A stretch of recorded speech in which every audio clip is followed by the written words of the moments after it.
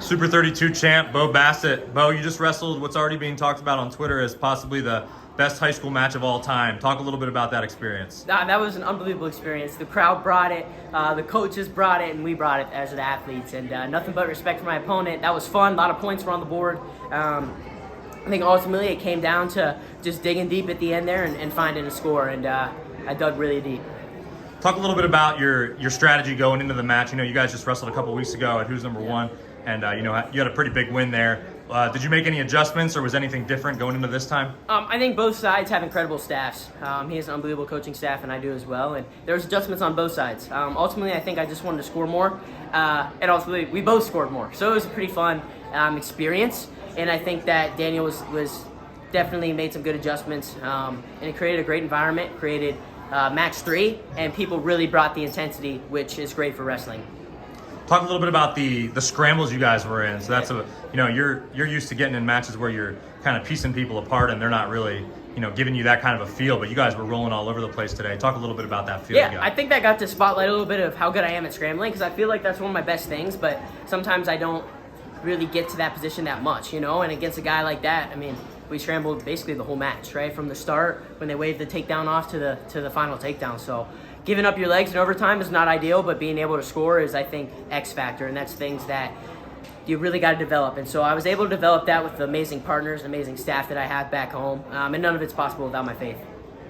Talk a little bit about what it feels like to have that third Super 32 belt. Is that right? Yeah, third one. No one's ever done 4 in high school, so that's my goal, be the first ever. And go down maybe as the only one ever. I don't know. I think there's some young guys maybe that have a chance to do it, but I'm telling you right now, it's one of the hardest things to do in wrestling. No one's ever done it, and that speaks for itself. People have been world champions. They've been, 4-time state champions or 4-time Ironman, but they've never done 4-time Super 32. So that's a big goal of mine, and it'll be on my mind for the next 365 days. Talk a little bit about your composure in that match. I mean, like we talked about earlier, not a whole lot of matches where you're pushed to a 7-7 and then going into overtime. Talk a little bit about how you're looking calm as can be out there. I see you smiling over at your family a little bit. Talk a little bit about that. If you're not smiling, you're not having fun. I always remind myself that I do this for fun, right? Wrestling is fun. It's not supposed to be real stressful or put a bunch of pressure on yourselves. And a lot of people ask me how I deal with it, but to be honest with you, I find a lot of freedom in my faith. I don't feel too much pressure. I feel like if I pray, I'm good to go. Ultimately, if I win, that's great. And if I lose, it's also part of God's plan. So for me, I'm just going to keep rowing the boat, smiling when I need to, and scoring points. It's so fun. That was probably the most fun match I've ever had in my life.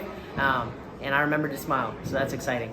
Yeah, the gym, I mean, not to say that the fans didn't watch the rest of the matches, but the gym kind of cleared out after that. That's the one. There was standing room only, as they say. Yeah, that's what I heard. I heard it cleared out, but I tell you what, it was jam-packed when we were in there, and it was loud. And they were not just cheering one way, they were cheering both ways. And I think they were just cheering for wrestling, which is, that's what you need in a sport like this. We're trying to grow it, and I think me and Daniel are doing a good job.